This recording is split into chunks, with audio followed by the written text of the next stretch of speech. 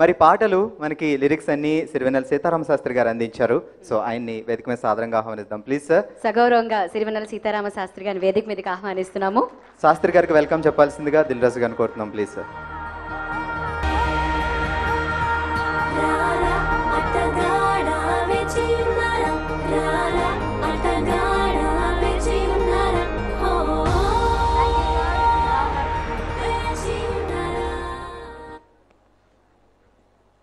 అందరికీ నమస్కారం. It's my great pleasure to be here with the great legendary figures Shri Mani Ratnam, Shri are Rahman, Prakash Raj గారు and నిత్య మీనన్. ఈ నలుగురికి ఒక ప్రత్యేకత ఉంది.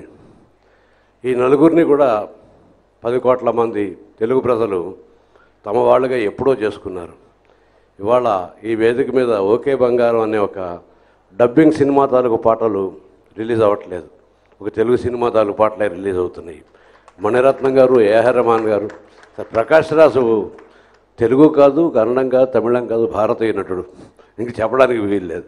ఇంకా ఏఆర్ రెహమాన్ చెప్పాను, మొన్న ఇంతకుముందు చెప్పాను, గ్లోబల్ ఇంటర్నేషనల్లీ మన భారతీయతని, మన భారతీయ సంగీతాన్ని ప్రపంచానికి అంతా పరిచయం చేసి ఉర్రూతలూగిస్తున్నటువంటి మిత్రుడు ఏఆర్ రెహమాన్. న్యాచురల్లీ ఆవేళ మనం మాట్లాడుకున్నాను, నేను చెప్పాను కూడా, మణిరత్నం గారికి ఫ్యాన్ కాదు అని ఎవడని చెప్పుకోవాలి, కానీ ఫ్యాన్ అని చెప్పుకోవడం అదొక పెద్ద విషయం కాదు న్యాచురల్గా. So everybody automatic by default everybody should be A fan of Mani Ratnam sir. ఈ సినిమాకి నేను పాటలు రాస్తున్నప్పుడు నేను ఆయన ఒకటో కోరాను, నేను లిప్ సింక్రనైజ్ చేసి ఇస్తాను, కానీ ఆ సిచ్యుయేషన్స్కి అనుగుణంగా స్వేచ్ఛగా రాసే నాకు అవకాశం అని చెప్పి ఆయన మీ ఇష్టం వచ్చినంత స్వేచ్ఛ తీసుకోండి అన్నారు. ఆ సినిమాకి పాటలు రాసినటువంటి అనదర్ లెజెండరీ ఫిగర్ వైరముత్తు గారు, భారతదేశం గర్వించదగ్గ మహారచయితలో ఆయన రాసిన పాటలని వింటూ చూస్తూ కూడా తెలుగు జాతీయాలు, తెలుగు పలుకుబడి ఇది వచ్చేలాగా ఈ పాటల్ని రాశాను.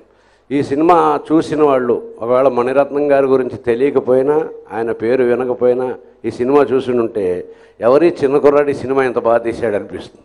It's so lovely beautiful youth genre. దానికి తగ్గట్టే ఇంకా ప్రకాష్ రాజ్ గురించి చెప్పక్కర్లేదు. ప్రకాష్ రాజ్ గురించి ఏం మాట్లాడినా నా గురించి నేను మాట్లాడుకున్నట్టు అవుతుంది. నేను ఒకసారి చెప్పాను మాట, తెలుగు తెరకి ఎస్వరంగారావు తర్వాత దొరికిన మహానటుడు ప్రకాష్ రాజ్.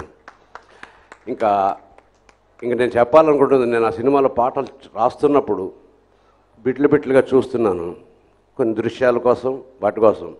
నిత్య మీనన్ షాకింగ్ పెర్ఫార్మెన్స్, తల్లి shocking performance.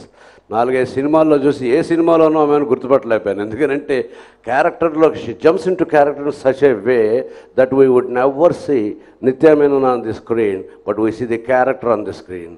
She appears to be a 10 years or 15 years girl at times, and 40 years old woman also like that.